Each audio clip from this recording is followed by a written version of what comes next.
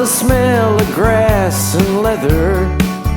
There were days when we'd play too. We'd cross the lines when the sun would shine and make our dreams come true. I had a glove on my hand and a girl in the stands. She stole my heart like a hit and run.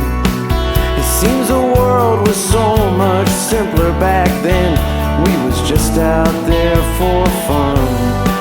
I pray for someone to hold your hand,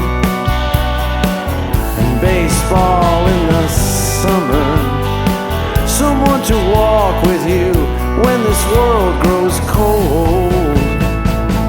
Baseball in the summer, baseball in the summer.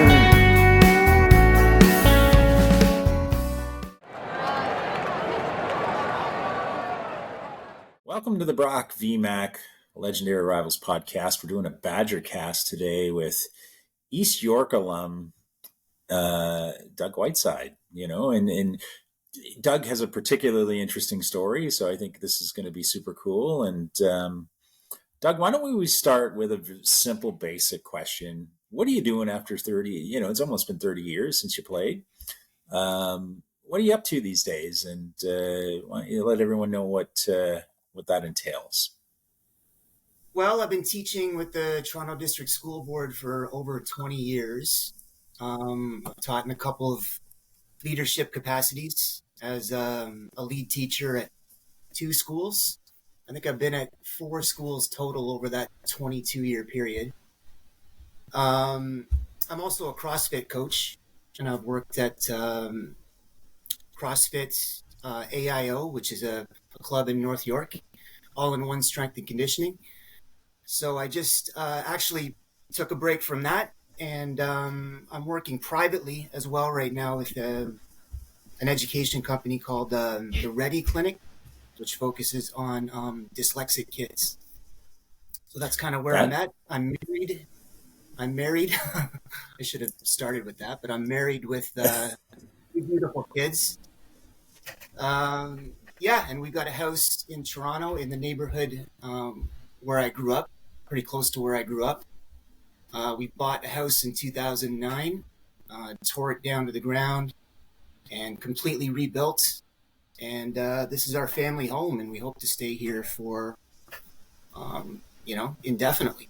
We love our house, and I'm Scarborough born and raised, so still in Scarborough essentially, and no plans really on moving anywhere.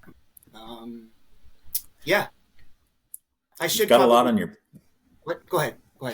Yeah, you've got a lot on your plate, clearly. So that's a lot that you've got going on at any particular time. And have you cloned yourself like Dolly the sheep?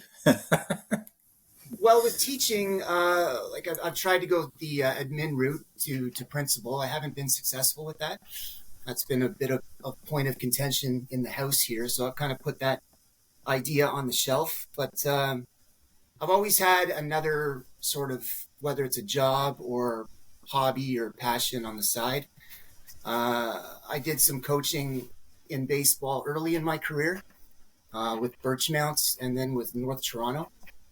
I found when I transitioned to North Toronto that parents were a bit too intense for me there. So I focused my coaching instead just on the school level, and I found that to be enormously rewarding because for the most part I've taught at inner city schools, and they've never played baseball before. Most of them are cricket players, right? Like great athletes, great hand-eye coordination, and it's so amazing to teach the game from the ground up with a total clean slate with coachable kids. And yeah, now it's slow pitch. It's not hardball or anything of that nature, but still very rewarding. And they've got it set up where you can work towards a city championship. We did win one, I think, in 2005 at the school I was at. But so it gets competitive, but tons of fun. Yeah. So I mean, obviously, education is something that is a fabric that runs through your life, and it seems like you get a lot of meaning out of it. Are your kids involved in organized sports, and are you having to run all over Hell's Half Acre getting them from point A to point B? They are. I coached my son in baseball. I was really hoping that he'd take to that. He did t-ball and then four pitch, and my daughter did as well. And then COVID hit, which put the brakes on all organized sports. And after COVID, they didn't want to go back to team sports. So my son got into wrestling, which was another sport that I was passionate about in high school, not at Brock, but in high school. And my daughter is really into gymnastics. So my son did wrestling for 2 years, and now he's in gymnastics with my daughter. So that seems to be their passion. However, my son yeah, it's great. My son just recently registered for Topham Park softball, which is like fast pitch. So I'm going to try to get involved just as an assistant coach. My wife does not want me in the head coaching role. She's seen too intense. Even with four pitch, she thought it was too intense, which is kind of interesting. So yeah, I'm just going to be probably coaching first base and keeping score. But yeah, very involved with my kids. But yeah, they sort of took to the individual sports over the team sports, which is fine with me, and we'll see where that leads. I know great athletes, I think yourself included, who didn't really take to baseball or team sports until high school level, if I'm not mistaken, right? Yeah, late bloomers. I mean, I was playing soccer all the way along, and played on the high school football, basketball, volleyball team. So I did do a lot of team sports when I was in grade school, but baseball was very, very late, and it was only because in my OAC year, I didn't want to be playing, football. They always wanted me to play quarterback in football, and when you're left-handed, yeah, it's and they don't pass the ball. It didn't have a lot of appeal to me because I just thought I'm going to be a tackling dummy here, or just turn around and hand it off constantly. So I played tight end and I played defensive end because I really liked the idea of crushing people because it was kind of fun. But I do think that kids, the switch can go off at any time, Doug. They can really just all of a sudden decide that they're going to get involved with something. I have two daughters, obviously, who are older, 19 and 20, and they were playing hockey early, but then they discovered other passions like soccer, volleyball a little bit later. So I just think also with COVID, there's a lot of kids in general are still trying to figure it out a little bit. They want to figure out. So we'll talk a little bit about COVID and post COVID. We'll talk about that later. Okay. Yeah, I think we want to touch on when you get back to the classroom, because that was a stressful time to be a teacher, obviously, and your observations on how you could impact kids' lives in classroom as opposed to doing it online. I think there's a big difference. And also a little bit of what you're seeing. There's some hangover with some of the kids in terms of mental health and ability to socialize, and, how you're finding, is teaching more challenging now than it was prior to the pandemic, those kinds of things. I would definitely say so. And my wife agrees. The mental health component, kids are struggling in terms of developing interpersonal relationships. Friendships are a little bit more guarded, and that translates into difficulty with group activities and things of that nature, right? Because we were online for quite some time. It was 2 or 3 year period intermittently, right? Yeah, very, very difficult, I think, to navigate. Yeah, now there are mental health supports that are being put in place, but it's sort of in a mandated capacity. I'd like to see mental health really be part of the curriculum as kind of an accessible piece for each kid to see how well. I mean, we have that in terms of learning skills, but it would be nice to have that on more of a summative basis. So regular check-ins with social workers, with all the kids, not just the ones who need it the most, right?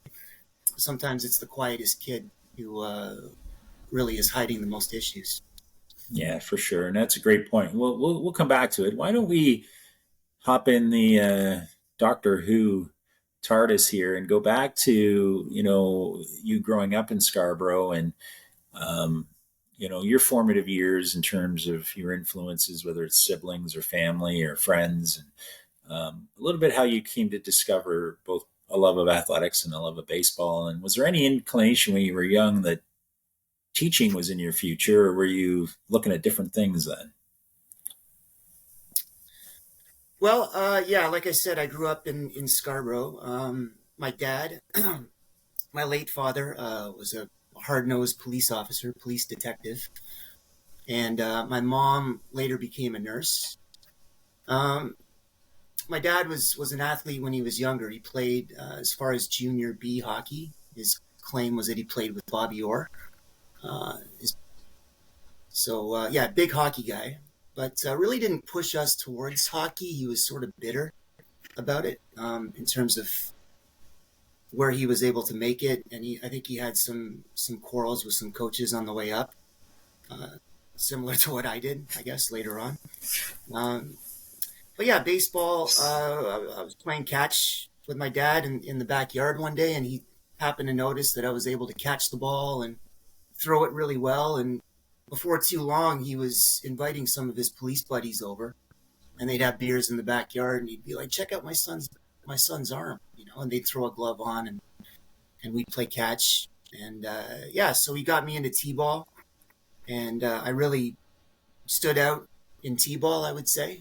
Uh, so I played 1 year of t-ball, and then they moved me up to tyke. So I moved up an age bracket, and I found I was able to hit the ball when it came in pitched. So that was pretty satisfying at that age.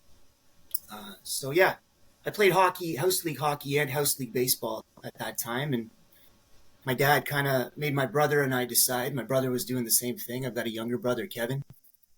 He asked us to decide at a young age what it was going to be, baseball or hockey. So I decided baseball was where I was going to go. I kept on playing house league hockey, but I kept going with baseball. So yeah, Yeah, and did you? I mean, as you kind of progress along, are you into a rep program in Birchmount or at what point do you cross over to go start playing in East York? well, that happened later. That didn't happen until high school, but Okay. I'll just back up a little bit. My Yeah. parents sent me to a baseball camp at Bond Park, which was all the North York kids, right?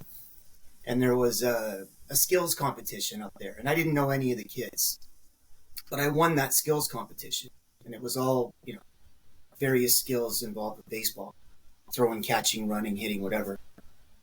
So my dad was really impressed with that and said, "Okay, well you got to take it up a notch, right? So we'll sign you up for the rep team." It was Birchmount, and I played early on with Grucci, I think, like Pee Wee and minor band. I know him from way back.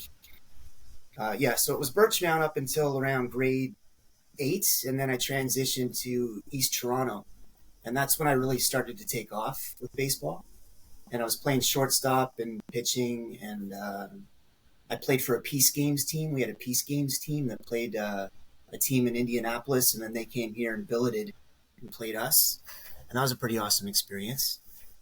And I played really well in those tournaments. So yeah, early on, I seemed to really kind of shine and hit the ball really hard, pitched, played shortstop, and just loved it. Loved playing baseball. And I went to Green Diamond baseball camp. I don't know if you know about that. It's up in Richmond Hill. I was there for a number Yeah. of years. Anyway, Huey Walters was the big camp coordinator Yeah. there and coach, and he took me under his wing almost right away when I was there, and talked to my dad and said, your son, he's good. He's a good player.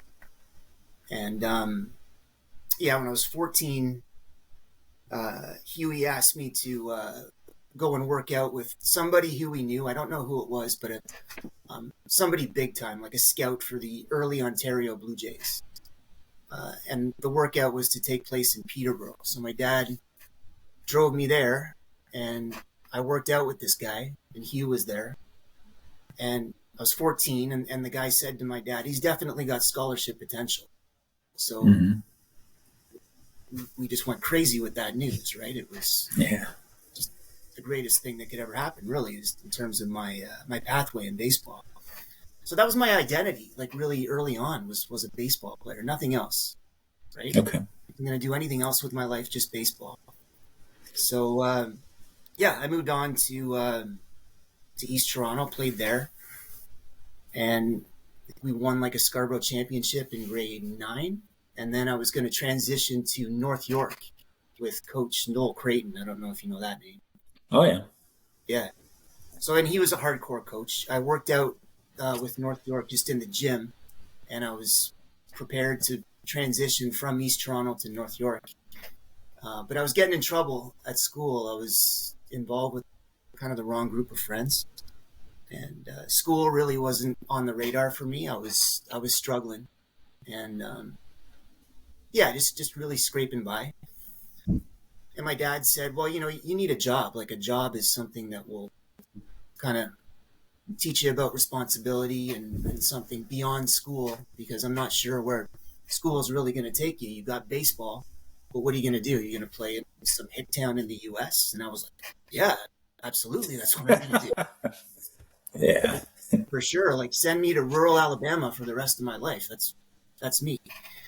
Um, so anyway, he had contacts through the police with the Jays, and he said, put your application in for the Jays. I thought I'd be selling hot dogs, but I went down there for an interview with the manager of event operations at the Dome, and he brought me down to the clubhouse and walked me around the Jays clubhouse, and I was completely starstruck, and I was kind of having heart palpitations with what was going on. All the jerseys were hung up, and this was in early 92.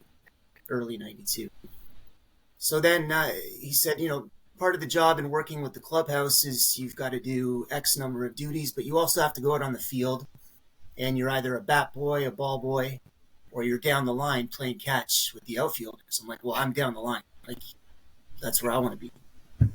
And he said, okay, well, let's go out on the field and throw just to make sure you can throw.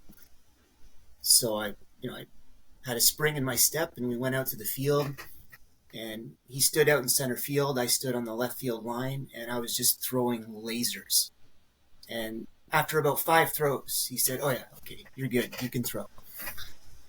So I was in just absolute heaven at this point, right? I mean, I've got Yeah. this Of job course. working with the Jays. Yeah. So I don't know if you want to take a break from there. No, I mean, you're playing in high school, probably, obviously, and at some point you're also playing in rep, right? So, you know, when do you end up with So the? East Toronto would have been in rep, but I think it's an important piece to talk about the Jays. Yeah. Um, I had planned on talking about that, so I had to take. I continued to play with East Toronto.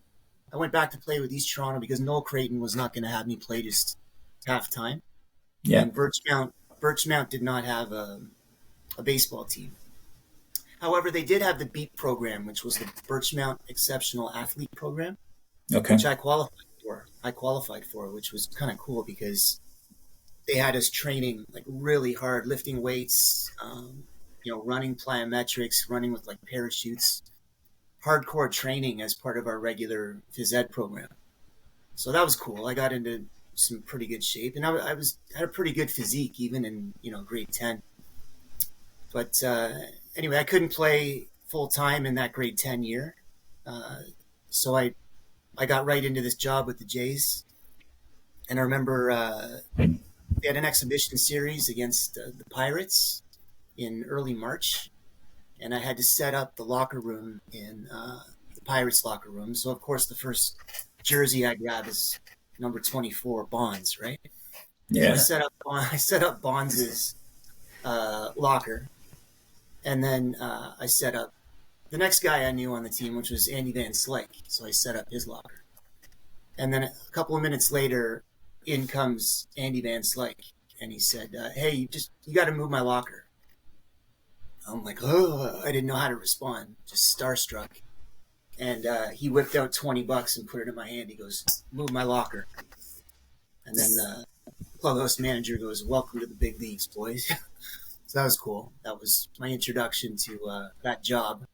So Doug, let me ask you this. You're kind of in school, but having a difficult time finding an academic or an education path. You're really in love with baseball, obviously, and playing, but you're also, the job is now feeding that love. That type of stuff is not gonna, you know, morph or adjust.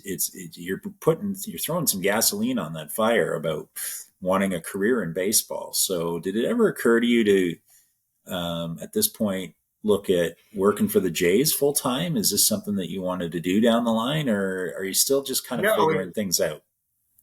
In the back of my mind, I still had my pathway was still making it to the major leagues as a player, which was delusional at the time.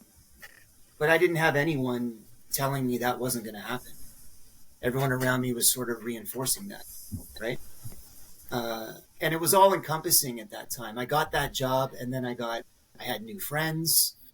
I had a girlfriend at the time. People just seemed to be really interested in me as the person who worked with the Jays and as this baseball guy, right? So anyway, getting into the season there, I had to leave every day from school a little bit early, but the school was understanding about that. And I would go down there for night games.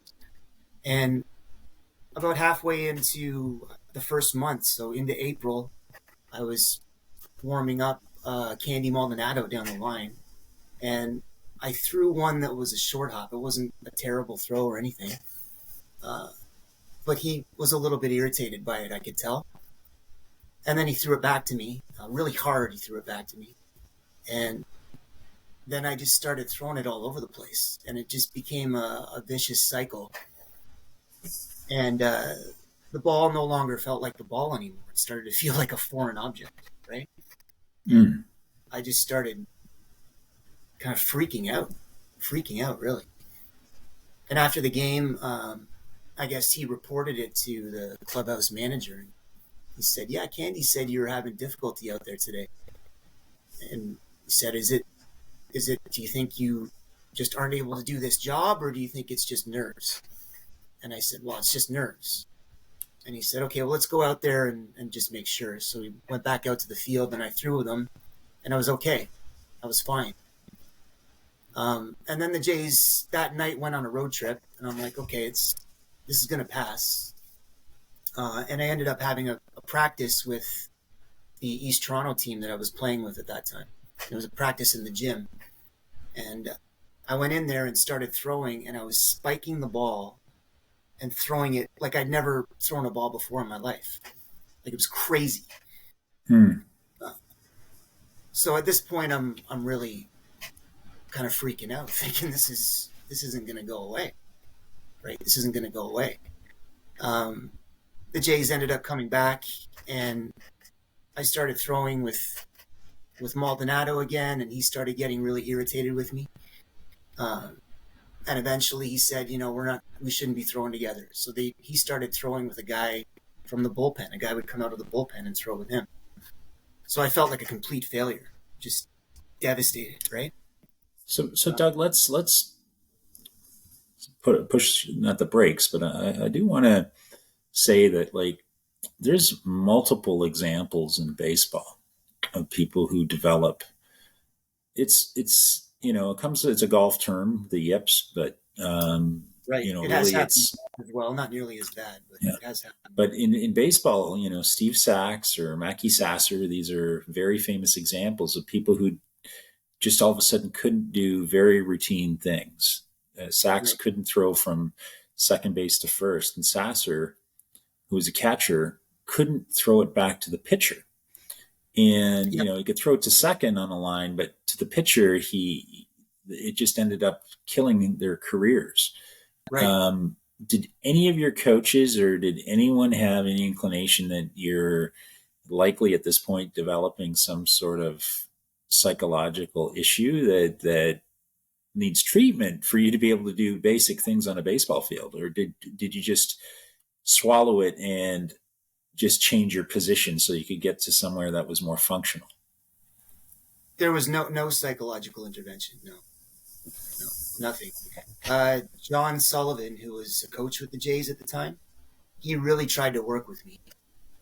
And because he noticed that when Devon White was running out to center field, I could lead him with a throw that was, 200 feet away and hit him in the chest almost every time. But then when Maldonado stood 30 feet away, just like you were saying, right? I would clam up and start to struggle. But no, at no point did anyone say this might be some sort of psychological issue that we need to really deconstruct, or an anxiety piece. I certainly didn't hear the word anxiety. I didn't know that, there was such a thing at the time. So yeah, I just plowed through. I remember my dad saying, well, maybe you just won't be able to throw anymore. So that was, but I couldn't accept that, right? Because everything was tied in with my ability to play. Everything. Like my friendships, my entire identity, right? So much was crammed into my ability to shine in that role, that looking back, it was just an unbelievable amount of pressure to go out there in front of 50,000 people every night and think this is not. I mean, at first it was nothing. It was, this is no big deal at all. It's second nature to me to just act like I'm a player. I thought I was a player.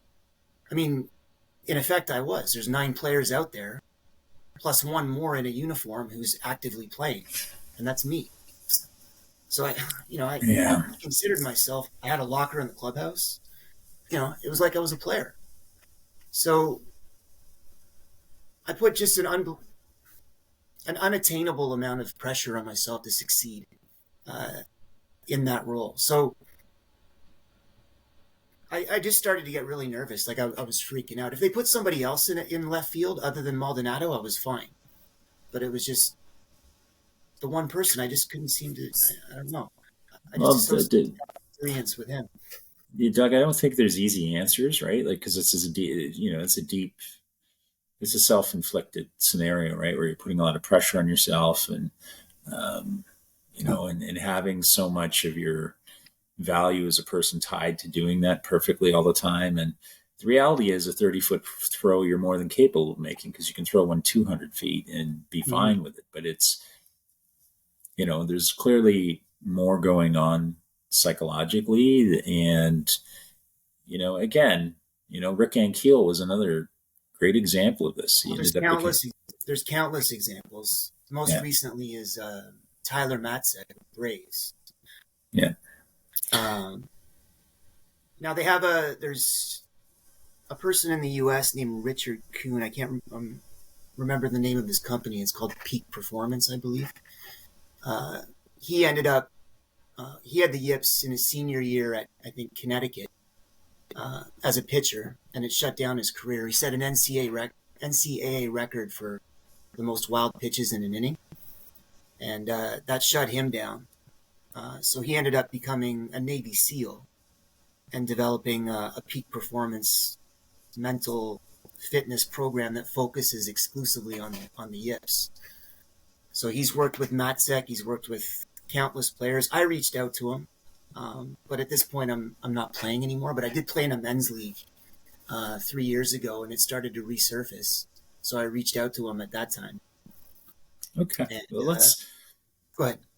I think that's amazing that you're self-aware to that extent, but having to conquer something like that on your own is almost impossible. There are likely no psychologists or psychiatrists or experts in the field that are easily accessible to help with things like that. So why don't we? I mean, it's great to have that as a backstory for what happens next. So at some point you're playing in East York for Andy Green, I think, with the. Right. So now, do you shift positions, Doug, or do you make it known to, you've got some attention from the US, you're looking at different options. Is it just something that you hide at that point because you moved to the outfield? Well, I went into East York just saying I was an outfielder, right? I didn't draw any attention to the fact that I used to play infield. I just tried out as an outfielder, Okay. right? With And the are you comfortable making the throw from the outfield at this point? Yeah, Okay. I was.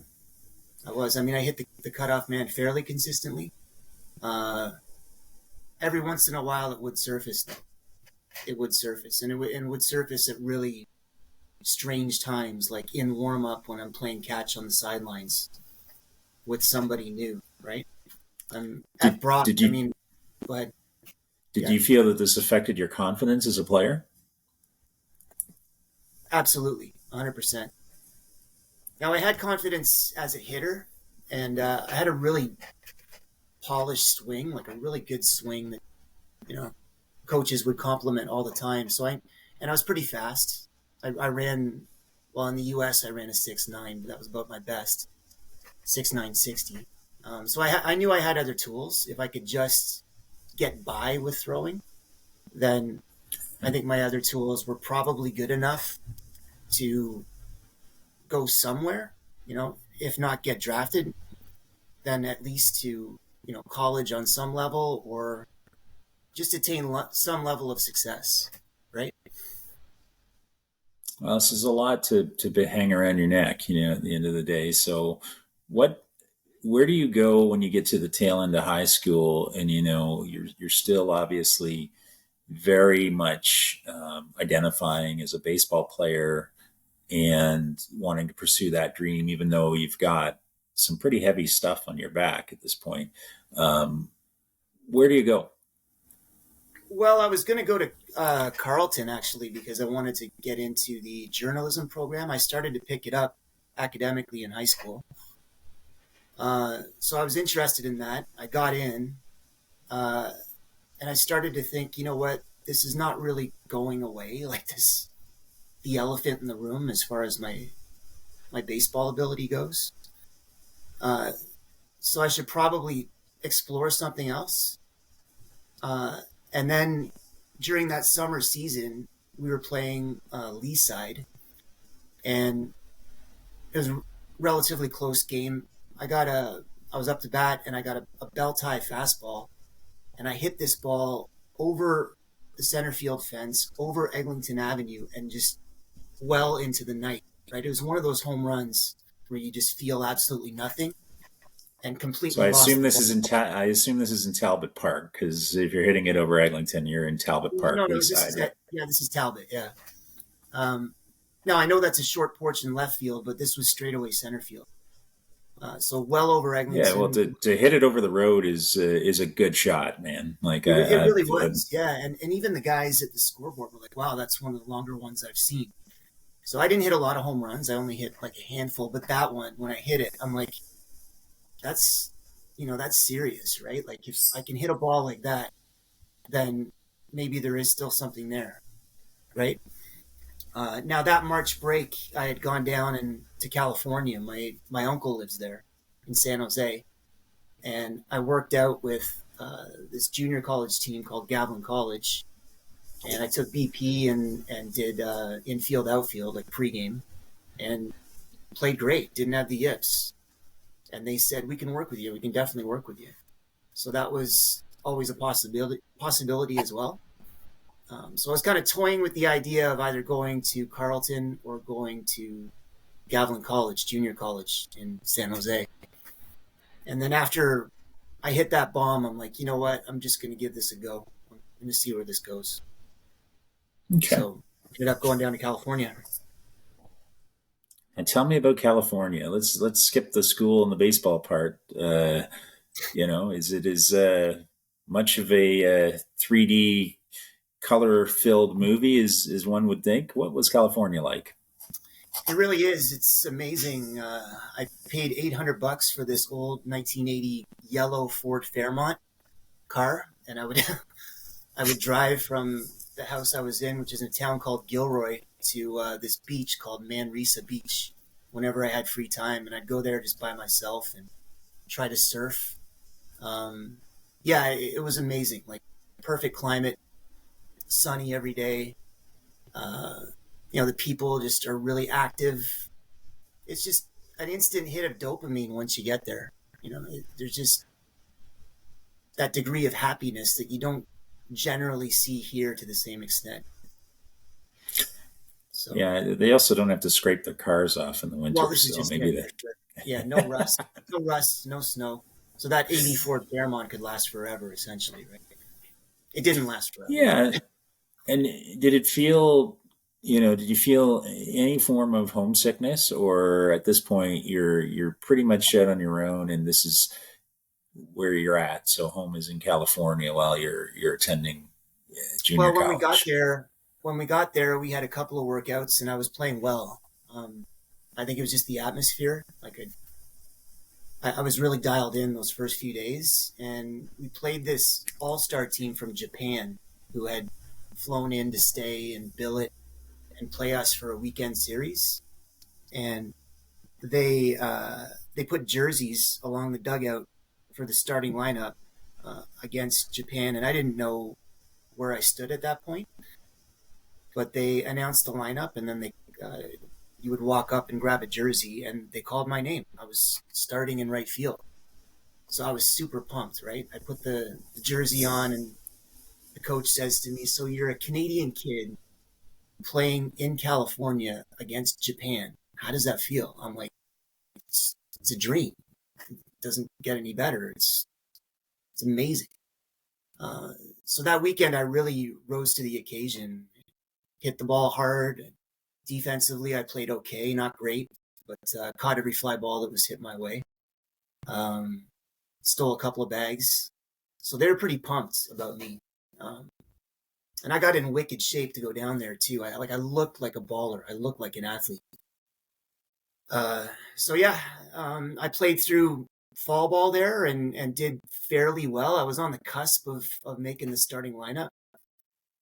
And then yeah, homesickness. I don't really think it was a thing really in the fall. I was so just enthralled with everything around me and just thrilled to be there. And I was making some pretty good friendships too. They're great guys on that team, really solid dudes. And yeah, I came back for the Christmas holidays, and I went to Montreal with my high school buddies. And yeah, my buddies are, I kind of have a rough crew of people that I grew up with, great dudes that, I'm still tight with, but we certainly got into our share of trouble. And when we were in Montreal over that Christmas break, we got into a fight with these guys from Boston, and I ended up having a boxer's fracture on my pinky.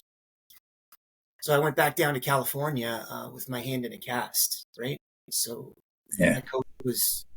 the coach was beyond pissed with me, like just like what's wrong with you? Like you cracked the lineup, like you were on the cusp of playing, and I don't know, like I couldn't explain it, just couldn't explain it, right? Um, so yeah, the cast came off, I'd say about a month later, and I had to work my way back in. But by that point, they'd had, the outfield was solid. I only ended up having about 30 at bats for the whole season, so certainly not enough to justify going back. So overall, the spring season anyway was kind of a disappointment for me, and my parents were disappointed too. And So and Doug, did you feel that you had said, were the author of your own issue there? Like, were you self-aware enough at the time to go, yeah, I screwed up by doing this in Montreal? Or was it more, I can't believe this guy is sticking a pin into my dream here that I've been no, growing for 5 years? I was self-aware enough to know that this is like I was in. How could I let that happen? That was, I was ashamed. I was ashamed, Okay. embarrassed, and ashamed. Yeah. Well, it's big of So you yeah, to know that at the time, because when you're young, like self-awareness is not a strength of young men, right? So, Sure. but it's Uh, good that you knew that. But so you come back from California, and now you got to. Do you have any clue what it is you want to do next, or is it just you're pretty devastated from how things turned out, and you're clearing your head a little bit at first? well, I was devastated. I had a chip on my shoulder, and I was angry. But I had contacted Coach McRae when I was down there, and I talked to him Okay. for about an hour. And he had told me, where the program was and who was on the team. And I thought to myself, well, I mean, I could try and make that team. I don't think I'm cracking that outfield with Tinish. I didn't know who Tinish was, but I'd heard of Bottomley before. And Daryl Houston, I knew because I played against him, right? Yeah. So that outfield, I didn't think I was going to crack. Uh, but I thought I had some friends at Brock who planned on getting a house off residence. So I thought, you know what, I'll just go there. I've got some friends, and we'll see how baseball works out, right? So that's what I did. I came back. I played at East York. Had a Yeah. pretty good season. I think we went to provincials. We made it to Sunday, but didn't make it to the final. But we did okay. Good bunch of guys on that East York team, and it was a fun season. And Andy Green didn't try to recruit you to U of T while he had you was coaching you, because he was one of the coaches at U of T. I know. I remember having a conversation with him at one point when I came back, but it wasn't really in a recruiting capacity. But I did know that he was coaching U of T. Yeah, but no, Yeah, I don't remember interesting. any. I don't remember any efforts on his part of trying to recruit me to U of T. No. Okay. So yeah, I So came you back. come to Brock in '96, though. We've got so Coach McRae has left the program between the conversation and you starting at Brock. So that's got to be a different dynamic right off the hop. And out of that outfield, two of the four that were there, Daryl Houston and Scott Juziak, are not back. So the dynamic is completely different from 95 to 96. Maybe some of the people you're familiar with, because there were 5 Oshawa guys there who would have played against you in East York. Um, they're all gone. Yeah, And so is your first contact with Coach Lounsbury, is that who you end up picking the conversation up with? yeah, it was, and I met him at Brock, and I think when he saw me, he thought, "Oh, wow! Like there's a baseball player," because I was tanned, I was pretty built, I was lifting a lot of weights, right, and I looked like a baseball player, and I did kind of carry myself outside the field like someone who played baseball, right? I was in really good shape, and I think he saw me and thought, "Wow, like this kid looks like a real player, right? Real baller." Mm-hmm. So he took me to the admissions office because I needed to see if my credits were going to be transferable. Because if they weren't going to be transferable, then I was going to see if I was going to check out that Carleton option, right? It was still in the back of my mind.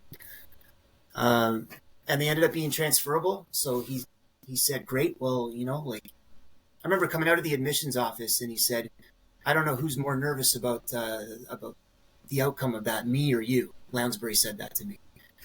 So without ever having seen me play, I think he just really had these high expectations of me, right?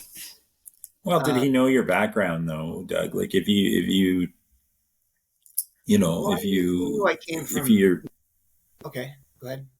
I think if you come with the expectation that you've played in California and you play at a program like East York, both of those things at this point are pretty proven. And we had been really quite vocal with the coaches who weren't as familiar with the Metro League as as coaches who would have been in it. That players that came from there were seeing on par generally at the top end of every rotation in the Metro League. There were 2 or 3 guys who were stateside. the quality of play was the highest probably in the province, because, when we would go to a Limbs in Sarnia or in Windsor, you're dealing with, out of the 12 or 13 or 14 teams there, 6 or 7 were coming from the Leaside League.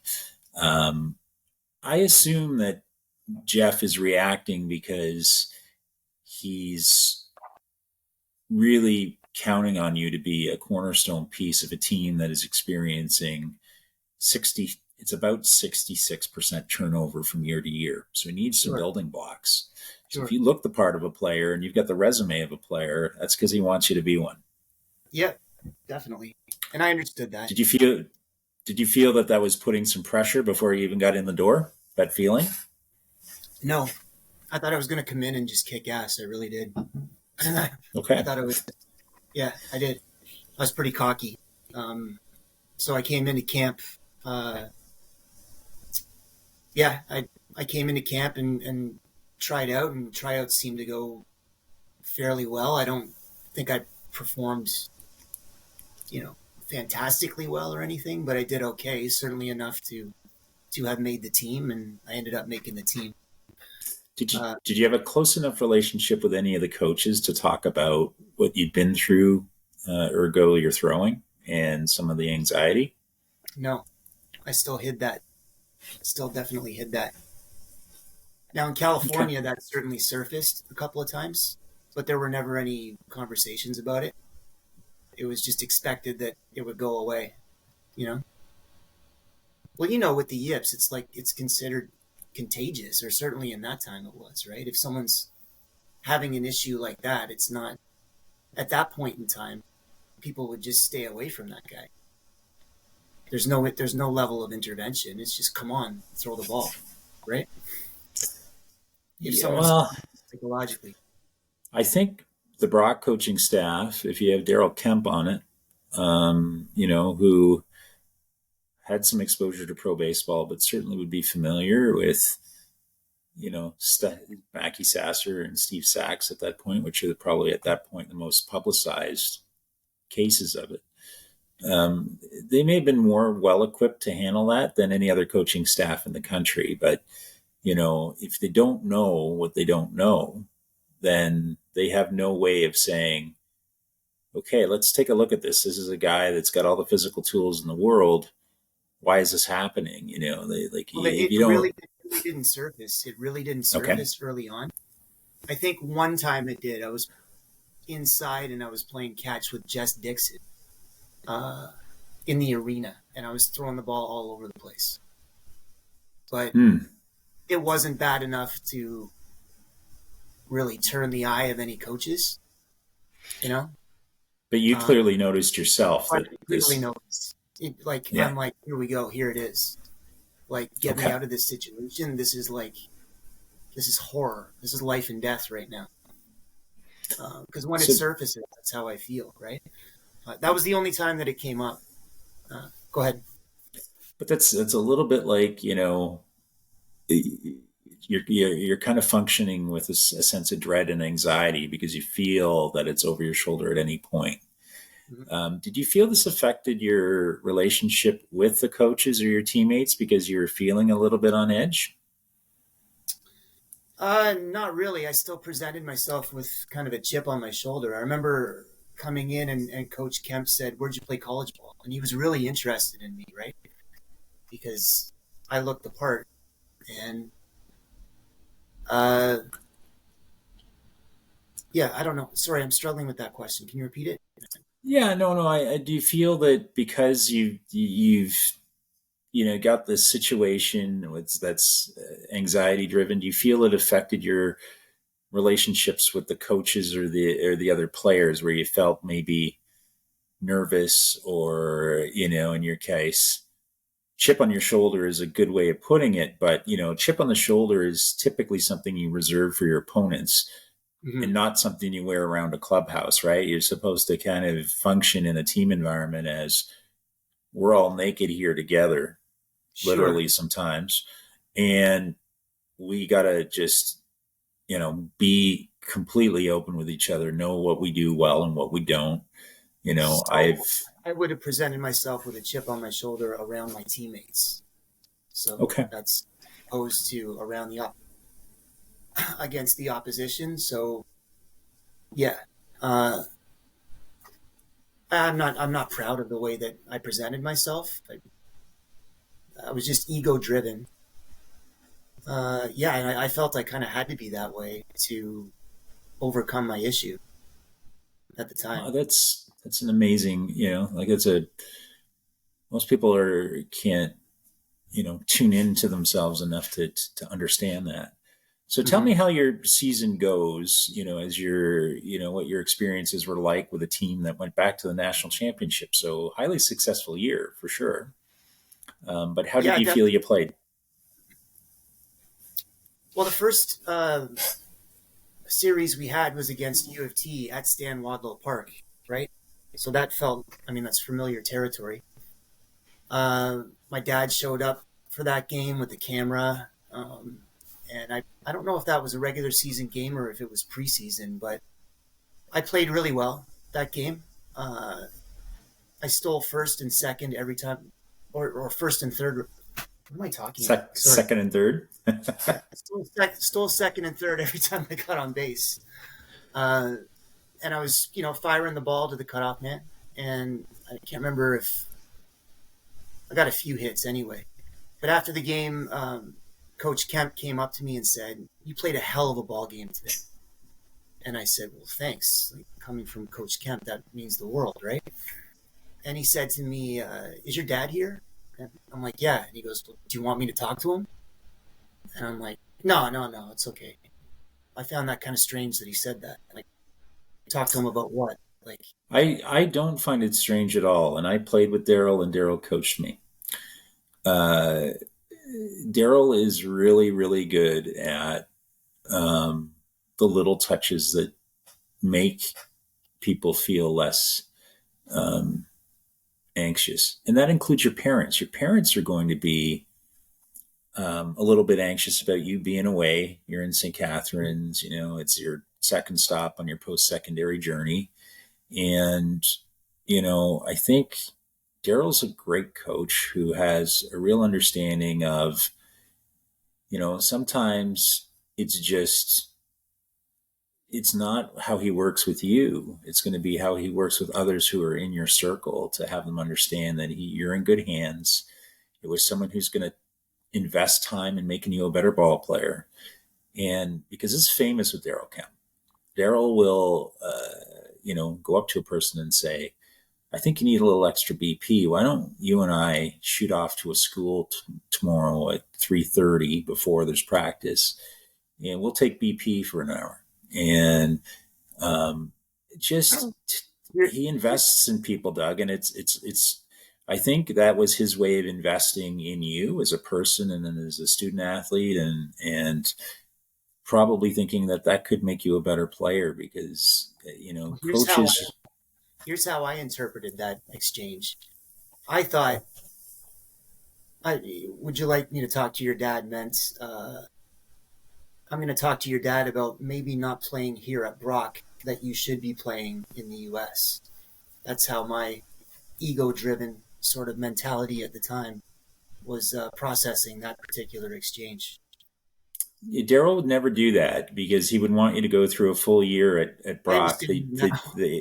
Yeah, they did it with Andy Tinish and they did it with Jeff Hoover, where it was put in your time, and then after the season, because you're committed to a team, Daryl will pick up the phone and place people if he thinks that they've got, um, you know, ability or aspirations that are bigger than the program at Brock was capable of delivering. Now, at the time, if you have someone like myself around, I think I would have had probably the perspective, probably not at 20, but I certainly, or at that time I was 23, but I certainly know now, you know, 50 games, which is roughly what Brock was playing between spring and fall, and enough showcasing against American D1 and high profile D2 and JUCO schools. Sure. Plus having a J scout on staff and Daryl means that everyone's going to get the exposure that they need. If you are a diamond in the rough, Daryl's a scout. He wants to sign players for the Toronto Blue Jays. So, like they will find a way to create the right path for people. And for a guy like Jeff Hoover, for example, it was to play 1 year at Brock so that he could work on some things and get the right opportunity to play. The main thing about going to the US is to not have the experience you had in the back half of your stay in California where you're not playing. Mm-hmm. And Coach McRae, Coach Kemp, Coach Lounsbury are all about people that get the playing time that they require to become not only better players, but better people. So I can see how that could get misinterpreted, given that you're floating in a different mental space and emotional space at the time, for sure. Sure. Yeah. Anyway, so that's that particular series. I think it was like just a doubleheader. I got hit by a pitch, I think, twice. And after the game, Coach Lounsbury said, if that happens in the future, we will protect you. If you feel that you're being thrown at, our pitchers will protect you. A doubleheader. So Doug, you have I remember getting hit by a pitch maybe a couple of times. And Coach Lounsbury said to me after the game, he said, if that happens in the future, we will protect you. Our pitchers will protect you. So, yeah, I found that little piece was reassuring. It was reassuring at the time, Did you have a stance of some sort that? Okay, did you have a stance that led to you? Did you lean out over the plate, or I don't think I had a stance that was there a reason why you were any getting different hit? from any normal stance? I just happened to get hit.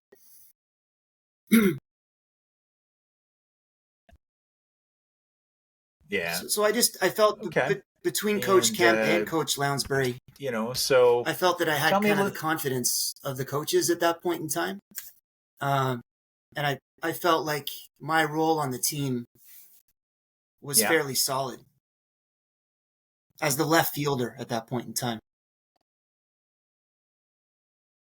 Okay. And so how does the season progress from there, where you're feeling that the coaches are believing in you, and you guys have a pretty successful campaign, obviously with good results, but tell me how the season progresses for you and how you're still operating a little bit with a chip on your shoulder. Yeah, I didn't have a great season offensively, I don't think. I was only hitting about 265, 270, something like that. So I was certainly given enough opportunity to succeed. I had some games where I really rose to the occasion, hit the ball hard. I didn't hit any bombs, though. I think that's what they were looking for from me as a corner outfielder, was some power, right? And, I had power. I would hit the ball out in BP. But I just didn't produce in the power department the way that they were expecting. And I think that just was because I was pressing. I was pressing from day one to really, fulfill the expectations that I had of myself. Not so much the expectations they had, but the expectations I had for myself.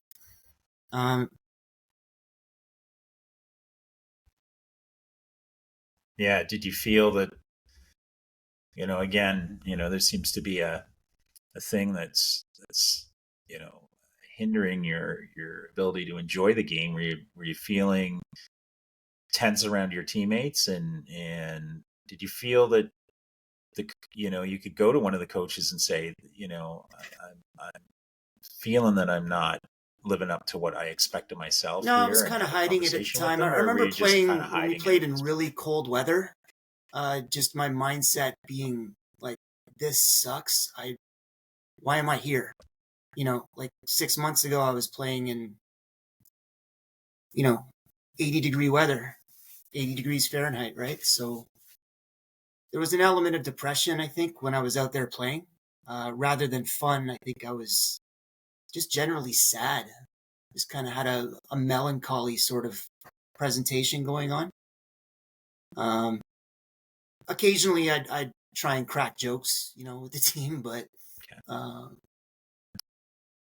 my behavior was just kind of outside the box from what you would expect of a college baseball player, right?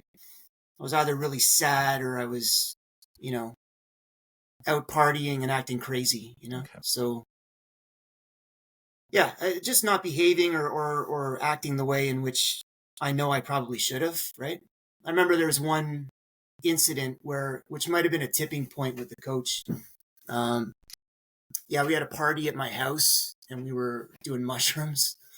And I went out to the campus pub and we were doing a fundraiser that night, right? I don't know if you want to include this or whatever, but when we were at the bar, we weren't supposed to drink, and I wasn't going to follow that rule. And I decided I was going to grab a beer, and Coach Lounsbury saw me do that and came right up to me and got right in my face, right? Like, just he was furious. And in the condition I was in, I just wasn't processing that. I was kind of freaking out. But I could tell that, something had shifted in terms of his overall perception of me, right? And I was behaving like a degenerate. So, why wouldn't that have shifted at that point in time, right? So yeah, I was kind of developing sort of an oppositional attitude towards the coaches, I'd say maybe halfway through the season. Not towards all the coaches, but probably towards Coach Lounsbury in particular. Yeah, so it just wasn't really a fun time. It wasn't a fun time for me. And I would plow through pretending that it was. No. But it really wasn't. And it comes down to the issues that I was trying to hide, that I wasn't really able to, fulfill my potential on the field. And the reasons for that was because of some issues that I just didn't know how to deal with. Now, there were issues at home as well. My parents were going through a divorce, and my brother had moved out of the house. Earlier in the 90s, my dad was one of the arresting officers in the Bernardo investigation. So he had done some pretty heavy caseloads that had taken some toll on him. So yeah, all those things sort of accumulated and came to a head at that point in time. And I just wasn't able to be happy with anything that I was doing. I should have been, but I just wasn't able to.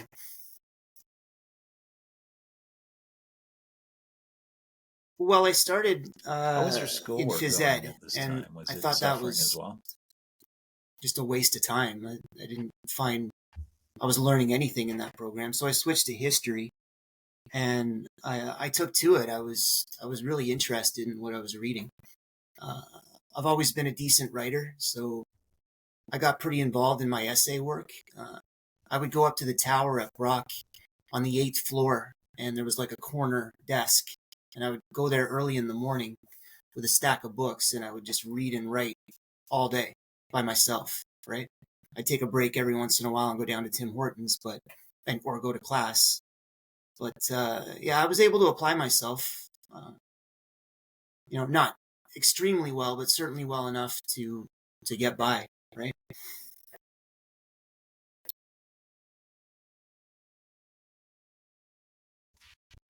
And because you've got some friction with the coach, um, do you find it difficult to get close to teammates? Like, how would you describe your relationship with your teammates who are probably pretty intuitive in sense that not everything is right?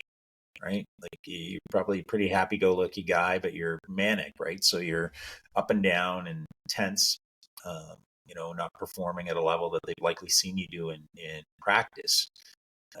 Those are typical Mm-hmm. telltale signs, right? I know that as a guy that's been a leader on a few teams where I would go up to a guy that I'd seen play better before and, take him out for a beer and say, hey man, what, are you okay?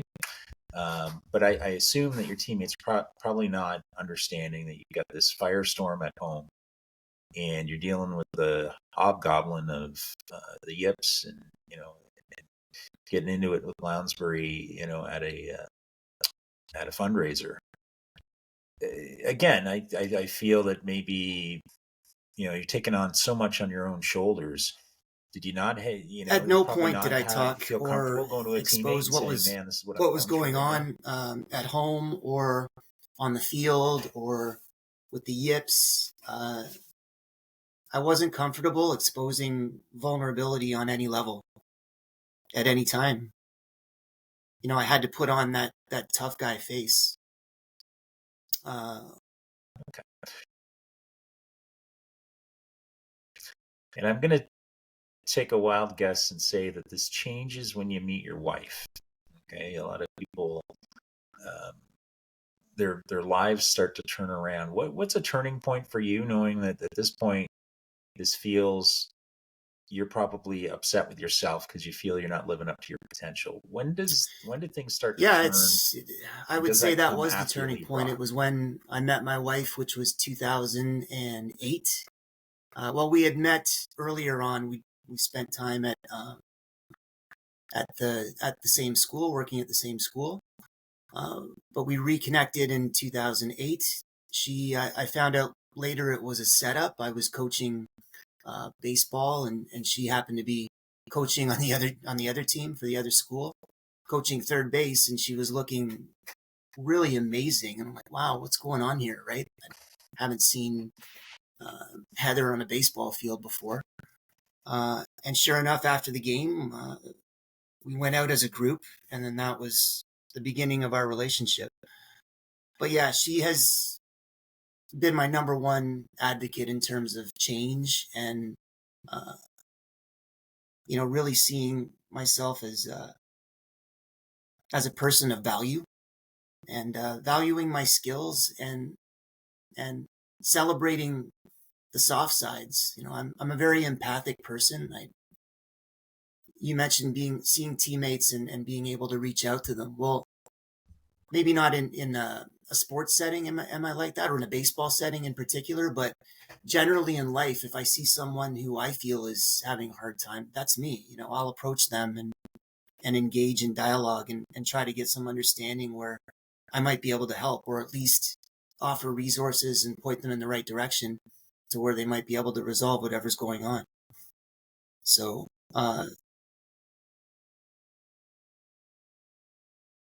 Well, I think, everyone's kind of got a hitching post in their life where they feel it click.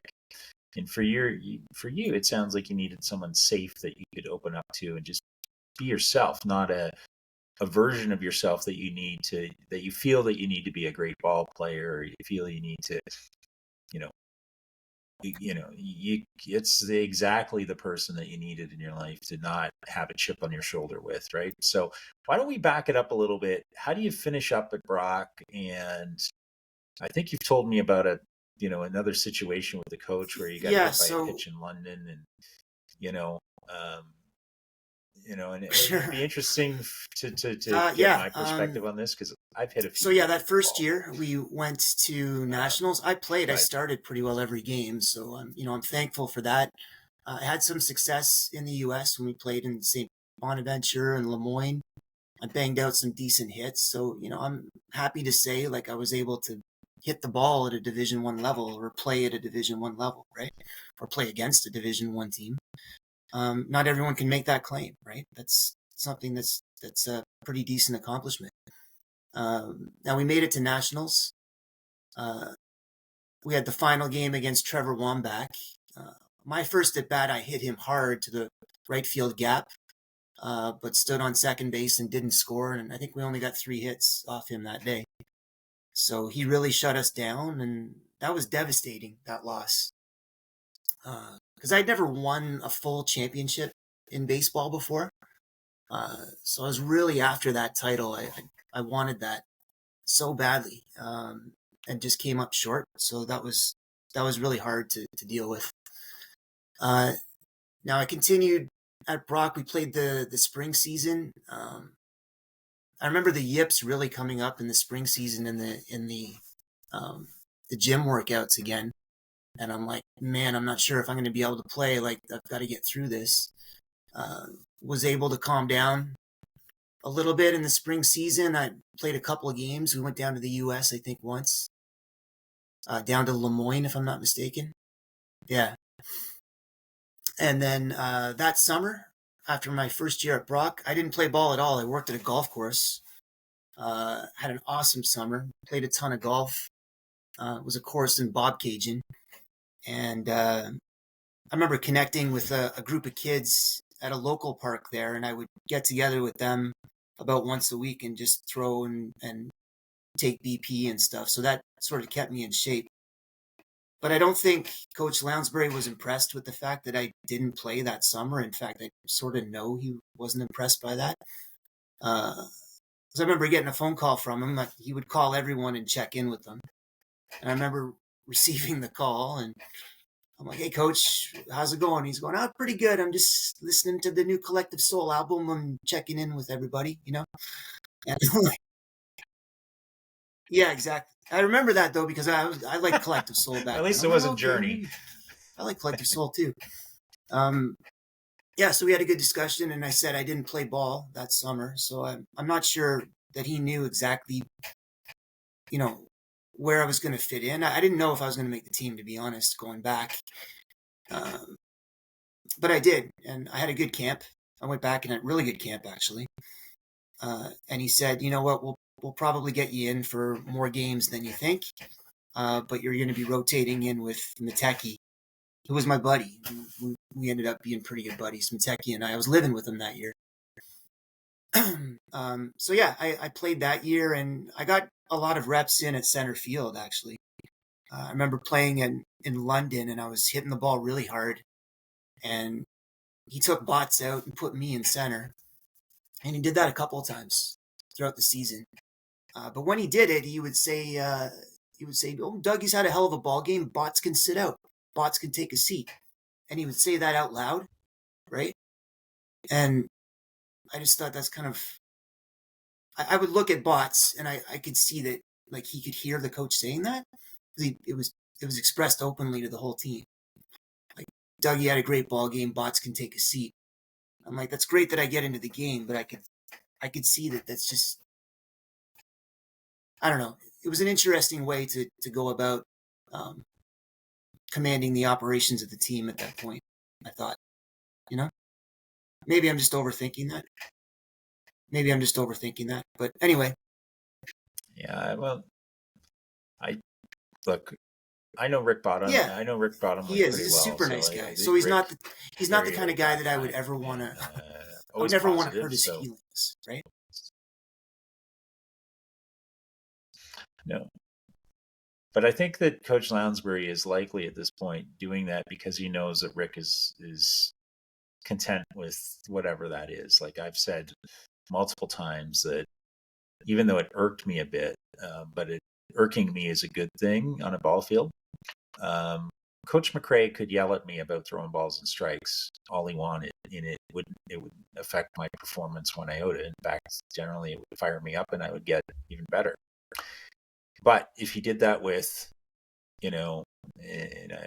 we had several pitchers some of whom were younger, others who had a different type of a psyche, that when he would do that, it would bring out the worst in them because they would put more pressure on themselves, right, and they would start to shut down a little bit. So, I think it all depends on who the audience is. But I think at this point, Doug, you're in a situation where, Coach Lounsbury doesn't have an intimate connection with you. And I don't mean that in any kind of X-rated way. What I mean by that is, by doing that, I think that's a trigger for your anxiety, right? The things with the yips, but it's also, this is a respected player, and it makes it look like I'm taking my chip on the shoulder edginess and rubbing him the wrong way, and you're putting me in a bad position, and all I really want to do is prove that I'm really good and I belong here. And sure. It just is feeding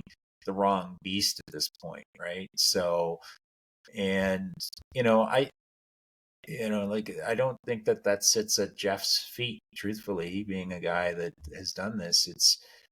I think the impetus, and you're probably not capable of it at 20. No one's capable of this early in their life. But, if they know that these things feed the wrong behaviors or the wrong attitude out of you, they'd likely avoid it, but they don't, because they don't, you haven't stepped up and said, Coach, can I speak to you alone? Like, here's a few things that I'm going through, and maybe these kinds of situations I feel really uncomfortable with. They're not mind readers and they don't know. So, like, that's, I think, something that is much more tangible now than it was 30 years Sure. ago. 30 years ago, there was a lot of coaching that was one size fits all. We have a program, you've got to fit into it. And if you don't, that's on you. Now we're much more in a world of, we have a program, but we do have some flexibilities here to allow people who are feeling a little bit different or wired a little bit differently or behave a little bit differently. We can then now be flexible enough to work on them and help them work on themselves so they can fit better, or we make some adjustments. And I just don't, I don't think that that's, I think that's a struggle across the board. Performance management and the management of people, particularly those that are under some form of duress, for sure, is something that's a struggle in life, right? People don't get the best out of their employees. People don't get the best out of their kids, and they're trying. They try everything that they know how, but sometimes it's at any rate, I was able to get a few games in at center field, and I love playing center field. And I think I was fairly competent out there. So yeah, I had more fun playing that second year. I think the pressure was off. I would kind of rotate in. Mateki would sometimes play left. I'd sometimes play left. I'd get some reps in at center. And it was a pretty fun time that second year.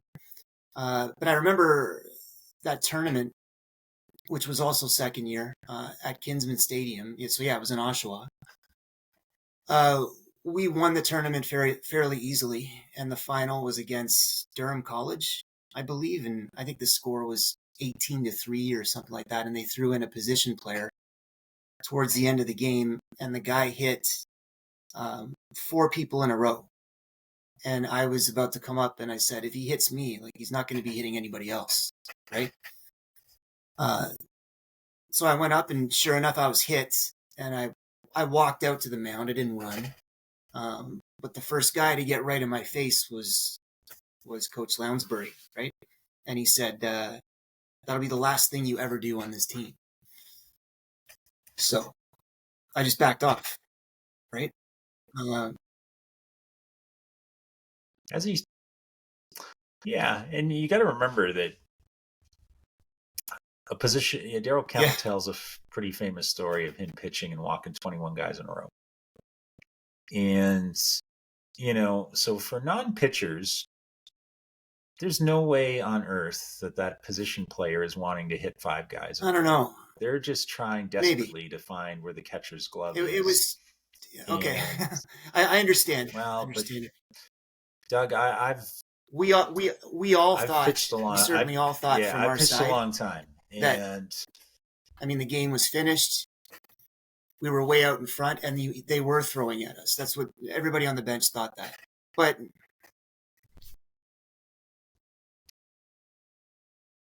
there's a point where you're making a mockery of the game, and hitting 5 people in a row is not, is not brawl material. It's just, they're embarrassing at that point. So, I know, because I've been in some hellacious brawls and started a few of them. When you throw at someone, you throw at one person and you hit them square under the ribs between the numbers, usually because they turn and you get them. Sure. And it's done, and everyone knows, right? And, at a certain point when it starts to get into multiples, like 5 in a row, that's just a mockery. That's just just pack it in.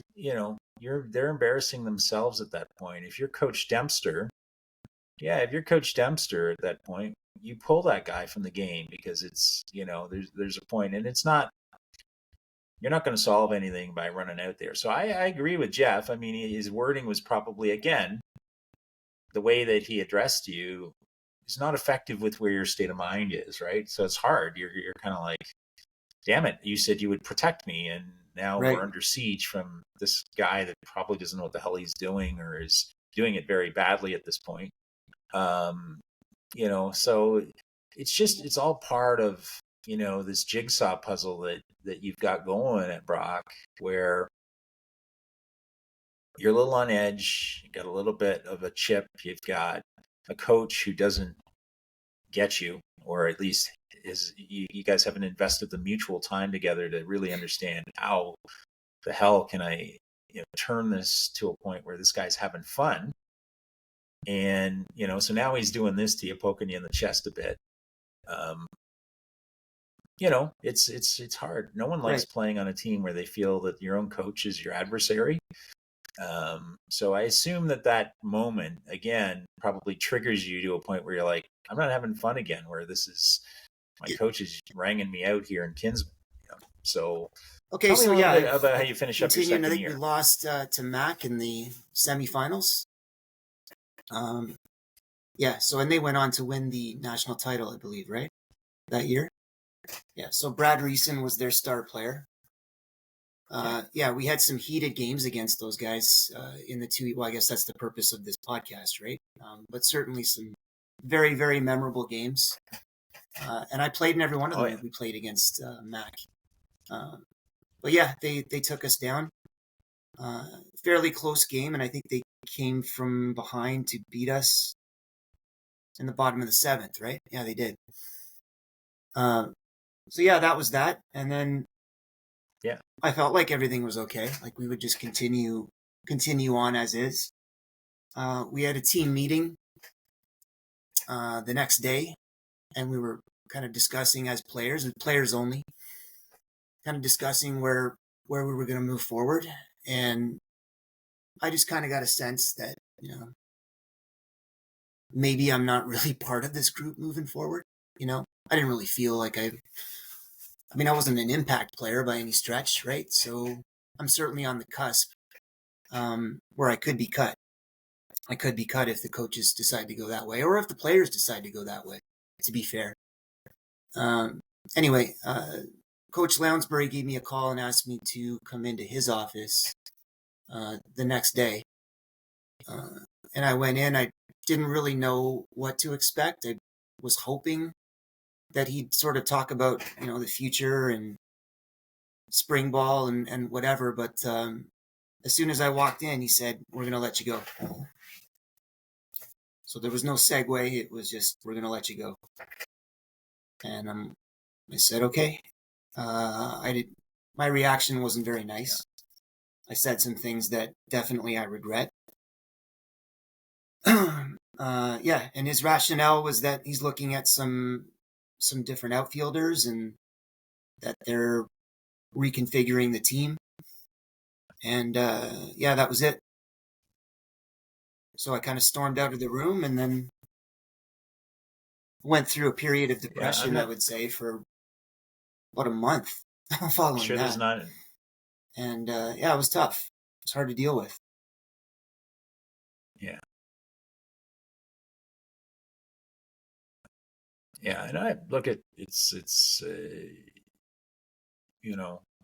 rationale is not required in this circumstance. I think we've been very open and transparent in this video cast here as to some of the factors that are adding up. Why don't we turn that into a positive and understand that maybe your baseball career, Brock, doesn't end in the best of ways for you, but maybe for your life, it triggers some changes that are really paying off today. So how do you decide that? Well, my father was an instructor at Elmer at the time, the Ontario Police College. And I had assumed at that point that I would probably go in the same direction, but I never wanted to. I really, growing up, I saw what policing sort of the stresses of the job had done to my dad.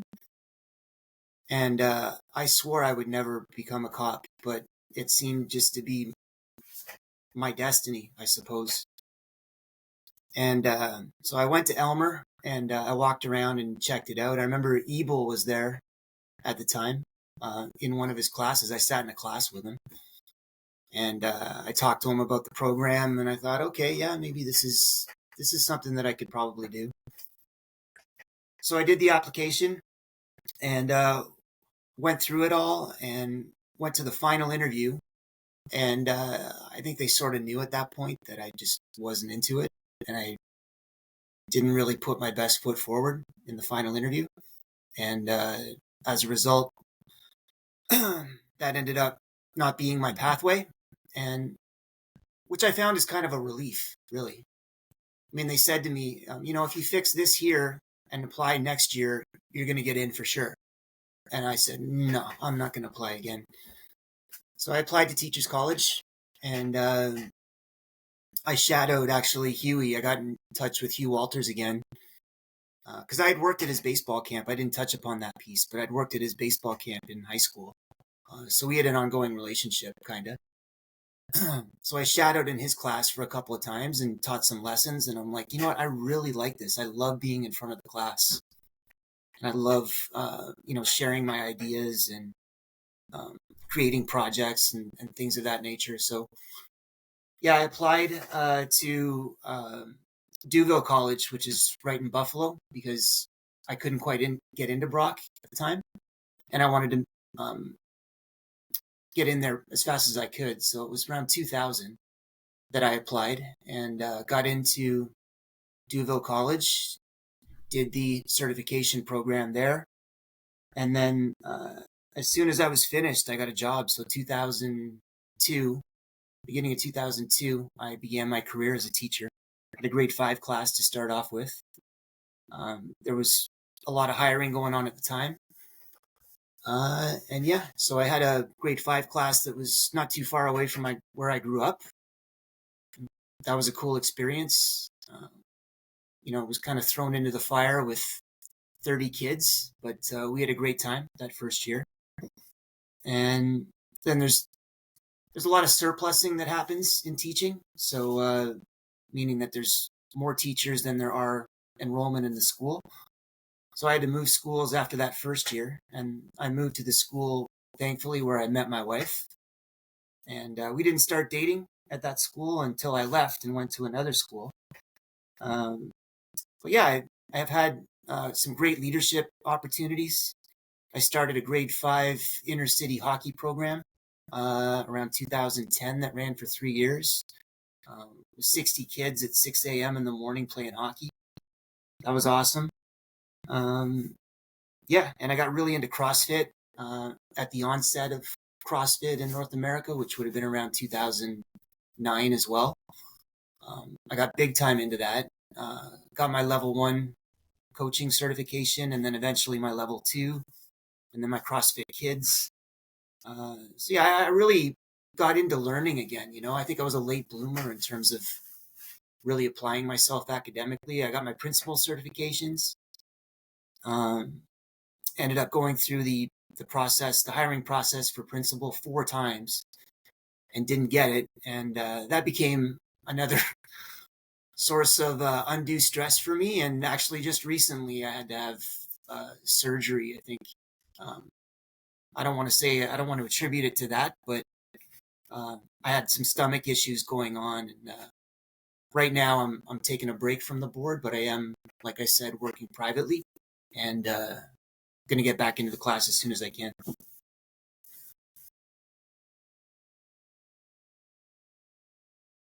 Well, there's definitely a GI tract, correlation for sure. between stress and issues in your urinary tract and your colon. Yeah, for sure. And so, like there's, I think you're a battler, right? Like, so for you, CrossFit is likely a way that you managed to park some of the stuff that was previously coming out in the form of a chip on the shoulder or yips. Yeah. Park that with something like CrossFit. And I think it's courageous that you've found something in a way of life that works for you. Yeah, it does work. It does.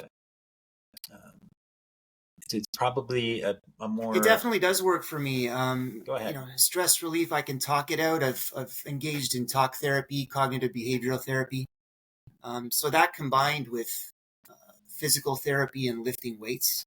That's the perfect mix for, you know, for me, what for me would be sound mental health, right? So it's got to be the right combination of talking, of engaging in dialogue, whether it's with a good friend. Still got a great circle of good buddies. Um, some that I played sports with, some that I just grew up with. And we talk every day. You talk about, you've got great friends that you talk with every day, right? And I've just learned that it's better to expose vulnerabilities.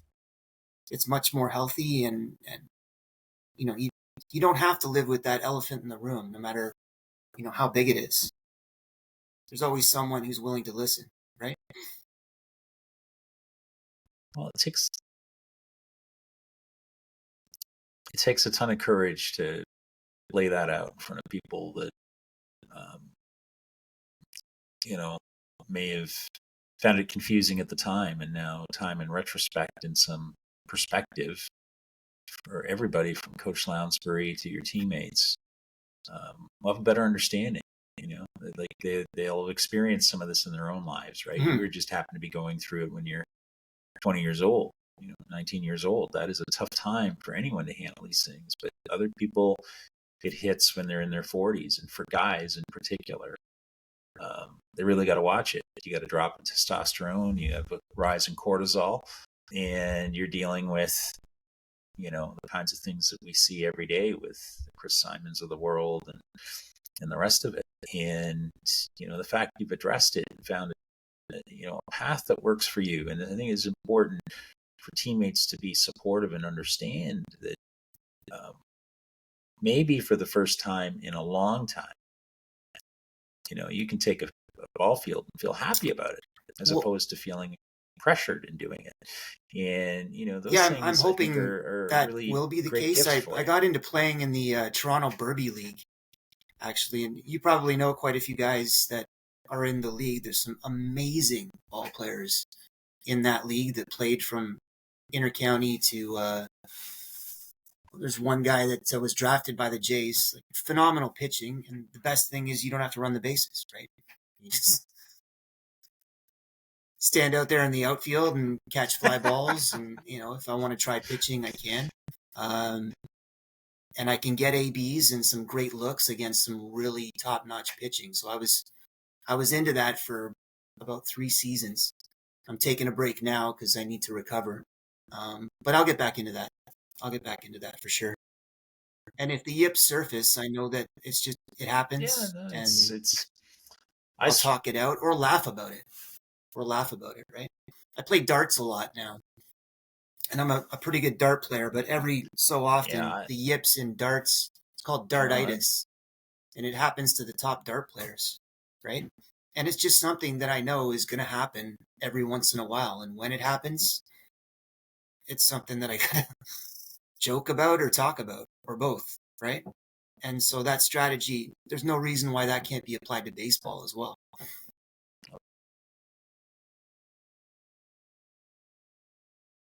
Absolutely, especially when you have people that understand. Doug, I want to thank you for today, because this was probably our most courageous, self-aware podcast that we've done. It takes a big person to talk about things that are not necessarily, all about, hey, we got drunk at a bar in Montreal and skipped past curfew, right? These are some heavy things that we've discussed, but important things. And I think arm everybody with,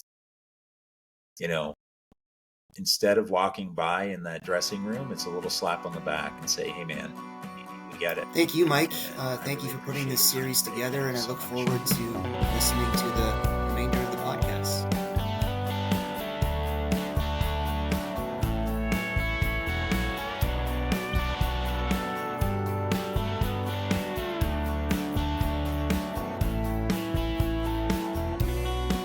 Well, the smell